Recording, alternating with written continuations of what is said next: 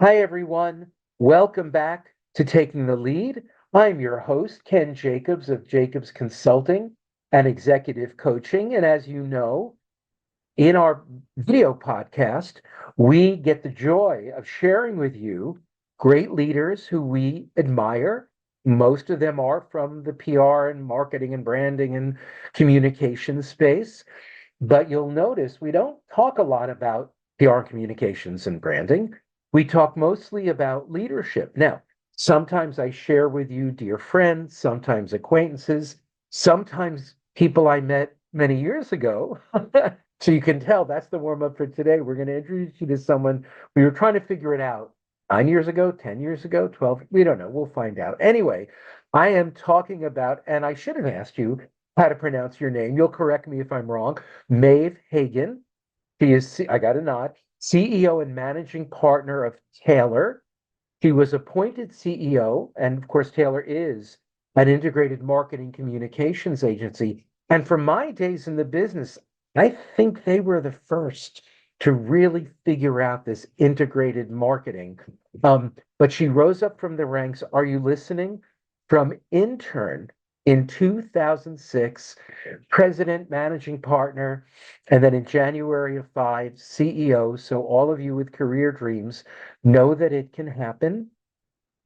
He is also a founding board member of the Charlotte, North Carolina chapter of WISE, Women in Sports and Events, working to amplify visibility, secure resources, and create opportunities for women across those industries. It is my joy to share with you and to welcome Maeve Hagen.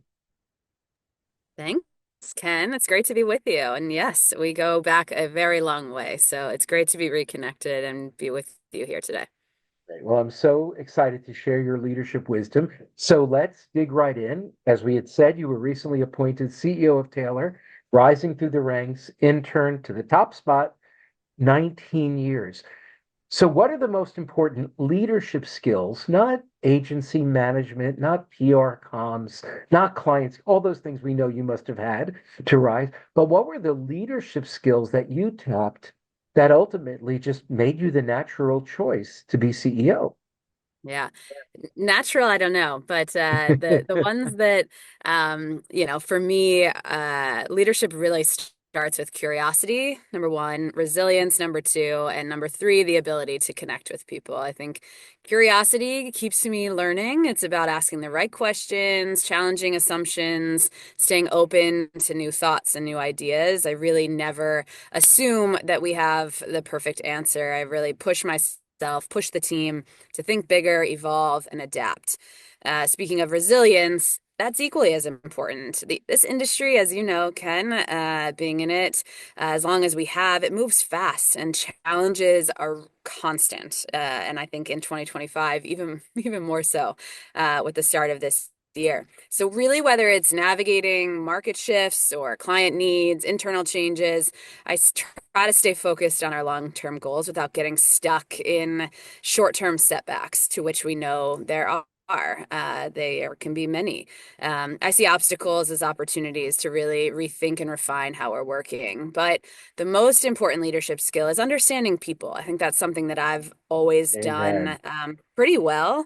Leadership isn't about just having all the answers. It's really about creating an environment where talented people can thrive and focus in on empowering folks and building trust and making sure that they feel valued and heard.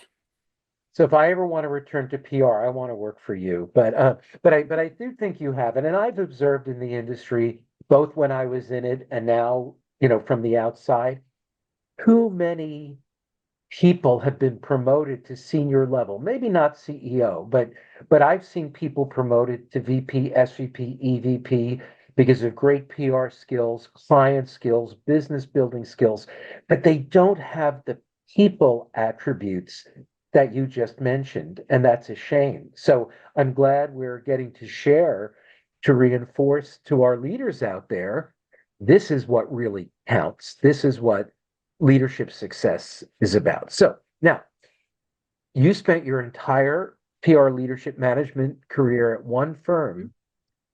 A lot of good came from that, Mm-hmm. but how have you avoided the risk of, myopic vision? make up for the lack of outside or external experience? Because that, I imagine, can be a challenge. Absolutely. It's a question I get a lot. And, I get the every variation of it too. Why have you stayed? How have you stayed? Don't you feel like you're missing something? And yeah, I mean, spending my entire career at one agency could have been a limitation, but I've made it a strength. I've had to by being intentional about seeking outside perspectives. So, I actively engage with leaders across different industries. It's why I got as involved as I did in WISE, as you mentioned at the top. So whether it's in sports or tech, entertainment, finance, to understand how they're solving challenges, how other leaders are solving challenges and innovating is really important to me.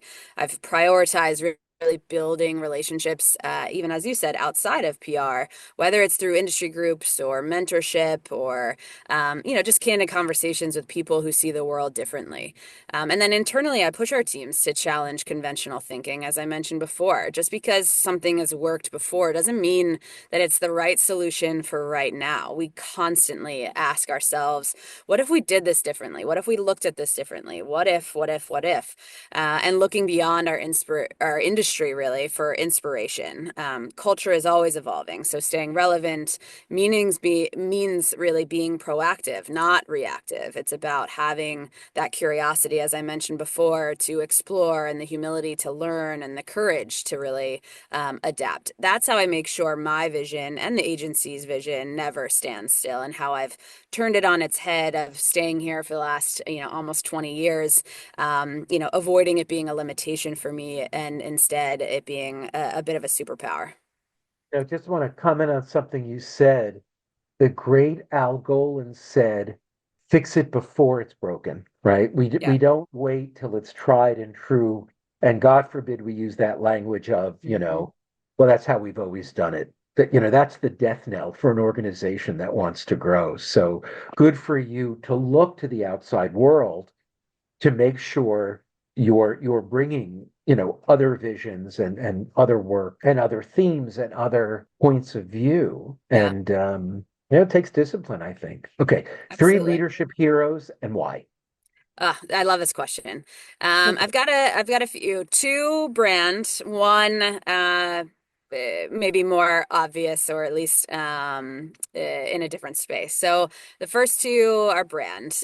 First one is Andrea Brimmer from Ally. If anybody knows me, especially in my wise Charlotte circles, they know I talk about Andrea a lot. She's bold. She's a culture first leader who's really redefined what it means to authentically connect with consumers. Her work at Ally has proven that really marketing can be a force for real change. And specifically, I'm speaking about equity in sports, equity for women in sports, to, inclusion. So she's been somebody that I've admired and watched from afar for a really long time. The second one is Whitney Wolfe Herd. She was the founder of Bumble. So she's built a brand that really flipped the script on an entire industry, really proving that challenging the status quo can drive both cultural and business impact. So her leadership style, to me, really resonates as transparent and mission driven and unapologetic, all things that I admire. And the last one, this one might be a more obvious one, or at least as a woman, as a former athlete, Serena Williams. I just got done watching her documentary series, but she's been a dominant force on the court, and she's built a legacy beyond sports using her platform in her unique way to really push for equity in business, in media, and in venture capital. So her relentless drive, her resilience, her ability to evolve across industries has really made her a powerhouse. Not to mention, she's a badass mom and just a general badass across the board. Love it. So speaking of equity, you co-founded Taylor's Diversity, Equity, and Inclusion Steering Committee. Mhm. And given the current landscape where some universities, some corporations, some governments are rolling back diversity, equity, and inclusion. And I always say all three words. I just think it's important to say all three Absolutely. words. Amid broad debate, how do you view these shifts and what do you think organizations should be considering as they navigate this space? Yeah, it's a great question and obviously a very um, hot topic right now, and not always for the right ways or the right ways that it should be. So, for me, true inclusion isn't about checking a box. It's about making smart business decisions by, again, I've said it, maybe three times now, ensuring diverse perspectives are a part of the conversation. The companies that understand that aren't treating like DE&I as a trend or a compliance exercise, God forbid. They see it as a competitive advantage, and that's what we see here at Taylor. We always have. So right now, yeah, some organizations are pulling back. We see that daily, whether it's due to external pressures or shifting priorities. But the most forward-thinking leaders, in my opinion, know that diversity fuels innovation. It drives growth and it builds stronger, more resilient businesses. It's not just the right thing to do, it's the smart thing to do. And I think some leaders are, forgetting that in their journey. So the key to moving beyond performative efforts, DE and I should not exist in a silo. It has to be embedded into hiring, into leadership development and retention strategies, especially, from the position I sit in, Ken, from an agency leader standpoint. That means that creating real pathways for advancement, fostering an inclusive culture where diverse voices are valued, and ensuring that our equity is a fundamental process of how our business gets done is really important to me and to us as an organization. So companies that can embrace that approach are going to be the ones that thrive in the long run, in my opinion. I think so. I think so. I hope they're listening to you. Okay, little shift. What's your life mission? Not your business mission, your life mission. Yeah. I love this question too. I mean, it's really to create opportunities for people to see what's possible. So whether it's within my team, whether it's in my community, or even my own family, I believe that the power of storytelling, the power of mentorship, and honestly, lifting as you climb are three things that are really important to my life's mission. So again, it goes across the board. It's not just in my 9 to 5, it's in my 5 to 9 as well, in my 24/7 being. So success, it really isn't just about personal achievement. It's about opening doors for others, challenging limitations, helping people realize and recognize their full potential. So if I can inspire even one person to aim a bit higher, to take that risk, to see themselves in a new light, then I think I'm doing something right in my life's mission and in my path. And you've just given one of the definitions of leadership, right? When you lift others and it's about helping them succeed. That's one of Absolutely. the I mean, one of the true signs of a leader.